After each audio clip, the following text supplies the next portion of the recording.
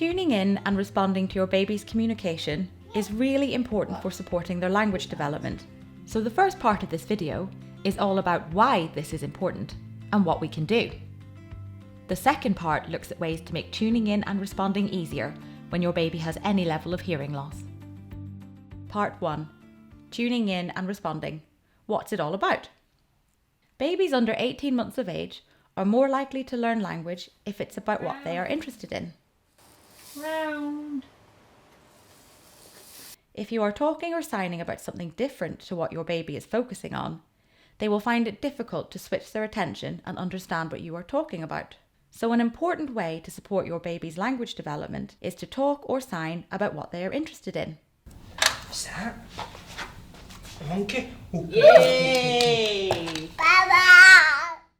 It's all about making what you say or sign relate to what your baby is paying attention to. Does baby want some? This is often called following their lead. To do this, take a moment to watch your baby and notice what they are engaged in or what has caught their attention. Once you have noticed what your baby is focusing on, join in and talk or sign to them about it. Don't play the safe. The key here is to tune in and then talk or sign about what they are interested in. This is something you may already be doing, but actively making time for this will provide more opportunities for your baby to learn. She likes to bounce up and down. Hop, hop, hop, hop. Babies will often let you know what they are interested in by trying to communicate with you through babbling Who's that? and gestures like showing or giving you something, Thank you. or by pointing. Research shows that if you respond to them and translate what they are trying to say into words, this will really help them to learn to talk or sign. He's a gruffalo, yeah. So try to be on the lookout for your baby's babble, gestures and eye contact. This might not happen very often, so it is really important to look out for when they are trying to communicate with you, so you can respond and turn those moments into language learning opportunities for your baby. Up. When you respond, try using warm animated facial expressions, as this will not only make it more fun for your baby, it will also encourage them to communicate more with you. This will help create even more learning opportunities for your baby. So the key here is to look out for your baby's attempts to communicate and then respond by translating what they may be trying to tell you, all whilst using warm and animated facial expressions. Once they start to use words themselves, Duck. it is helpful to expand on what they say when you respond to them. This is when you add words to what your baby has said. For example, if your baby says duck, you could respond by saying, "Yes, duck. The ducky goes quack quack." In time, they will be able to combine words to say longer sentences. Part 2. Tuning in and responding to your baby's communication when your baby has any level of hearing loss. When following a baby's lead and responding to them, Look, I can have a cup of tea as well. there are 2 steps to making your responses great opportunities for them to learn language. Step 1.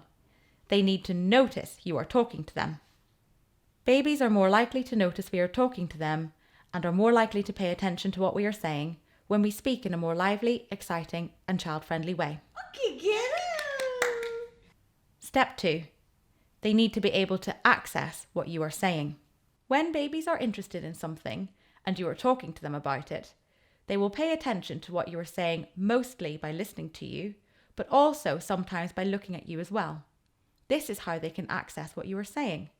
For babies with hearing loss, step 1 and step 2 can be trickier, as they are more likely to miss that you are trying to tell them something What are you getting?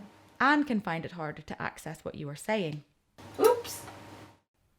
But you can help make step 1 and step 2 easier. So let's think about how you can do this.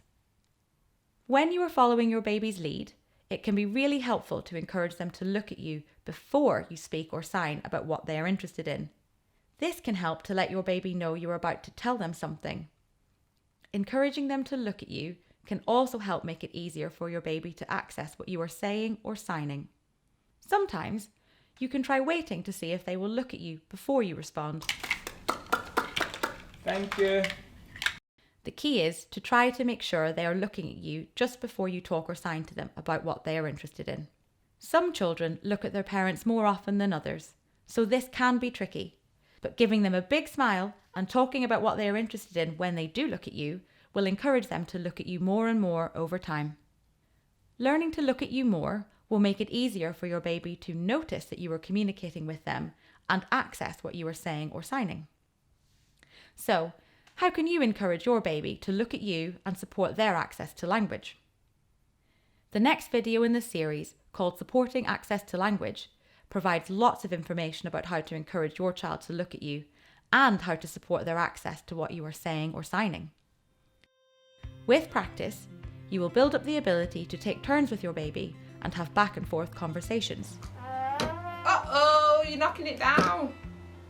Uh-oh. Keeping this going can be difficult, but by making time to tune into what has caught your baby's attention, talking to them about it, making it easier for them to notice you are talking or signing to them, Open the door. Yeah.